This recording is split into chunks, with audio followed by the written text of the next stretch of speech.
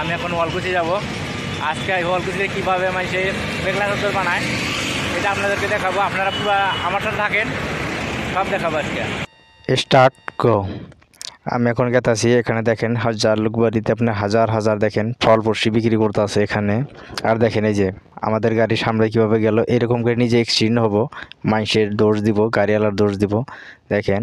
আর আপনার দেখেন পুলিশে এখন গুয়াহাটিতে পুরাই কারা চেকিং, এখানে চেকিংয়ে গেছে। আর ওখানে দেখেন এই সাইনবোর্ড, ওখানে লেখা আছে ওয়ালকুচি 27 কিলোমিটার।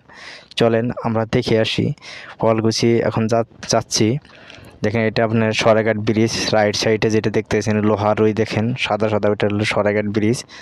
আমি এখানে ব্রিজ এখানে পার হলাম। এই দেখেন এটা হলো আপনার আমিনগাঁও চেকপোস্ট। এখানে দেখেন রাইট সাইডে যেটা ওভার ব্রিজ আছে, এইটা দেখলে আপনি তেজপুর, মঙ্গলদৈ, খারোপিঠি ওই দিকে যাইতে পারবেন, নলবাড়ি যাইতে পারবেন। কিন্তু ওইটাতে যাইতে না যায় আপনার লেফট সাইড দিয়ে যেটা আপনার ব্রিজের তল দিয়া, ওইটা দিয়ে আপনারা যাবেন। এটা দেখেন ওইটাতে আমি যাচ্ছি। এটা এখানে দেখেন হাজো 46 কিলোমিটার এখানে লেখা আছে। আমার কাছে এই যে চেকপোস্ট পার হব এখন। দেখেন এখন আমরা পার হলাম। আর এখানে দেখেন এসি দিয়েছে।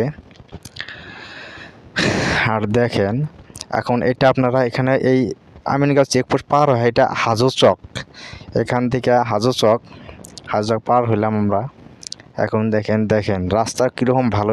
এটাতে আপনারা নলবাড়ি, বরপেটা, হাউলি এদিকেও যাইতে পারবেন।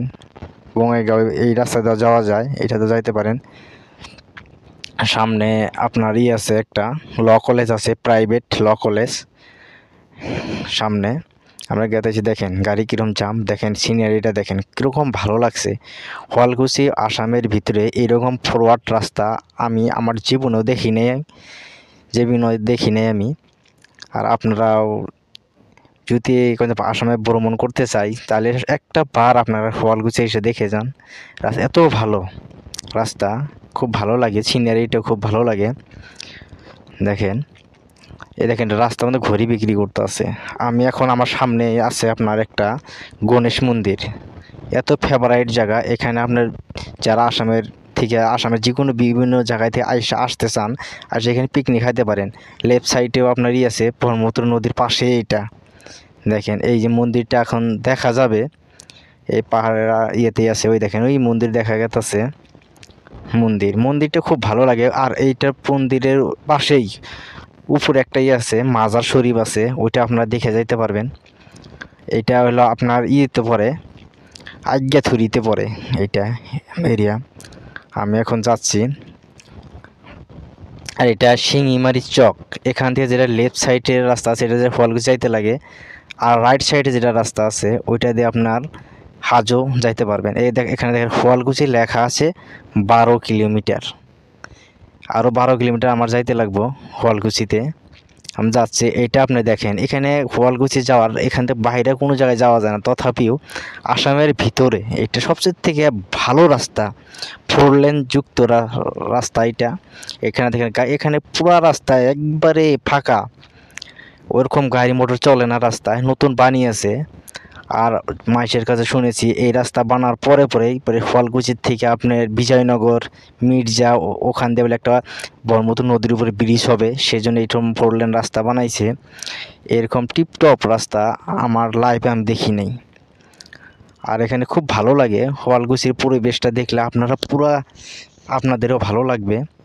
দেখেন আর ওই উপরে গম্বুজের মতো দেখা গেছে, এইটা হলো বঙ্কর। আপনারা কি বলবেন জানি না, মন্দির বলবেন না নামঘর বলবেন না আপনারা কি বলবেন এটা জানি না। এখানে আছি এখন বঙ্কর আছি আমি।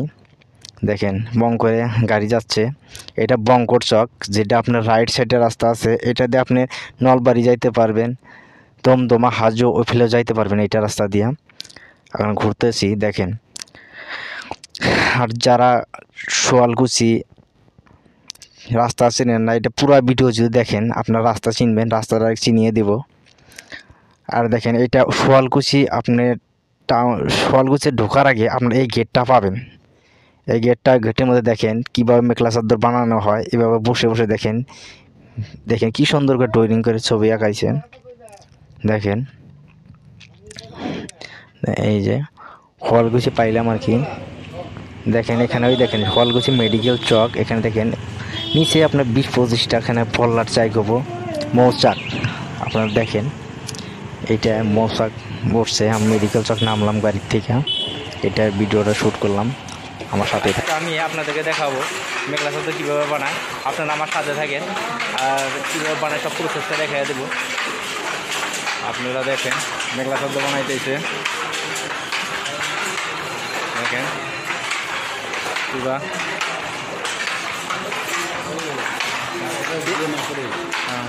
মানে এখন দুপুর হয়েছে, সবাই হালে থেকে গেছে গা, মানে হালে আপনার এরকম ভিডিও করার কোনো পারমিশন নাই, তথাপিও এক বাইদেও যায় নাই, সেজন্য ভিডিও করার পারমিশন পাইছি। কিন্তু এখানে যদি লেডিস মানুষ কাজ করে তো এখানে সেজন্য এখানে পারমিশন দেয় না, এলাও নাই।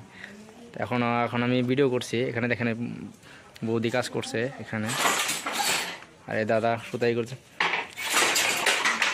দাদা কিমান দিনের পৰা হালত কাম কৰি আছে আপুনি? 20 বছৰ। পাৰ মান্থ আপোনাৰ ইনকাম কিমান মান হয়? 12,000। আৰু আপোনাৰ যিবিলাক মেখেলা চাদৰ বনায় আপোনালোকে, এইবিলাক আপোনাৰ মেক্সিমাম কিমান দামী হয়? 20ৰ পৰা 18, 18,000, 2,000, 15,000।